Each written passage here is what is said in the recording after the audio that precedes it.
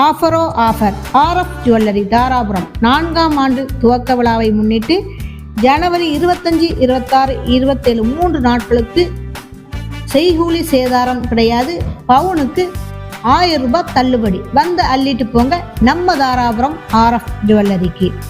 வெள்ளி கொலுசுகளுக்கு முற்றிலும் சேதாரம், செய்கூலி இல்லை.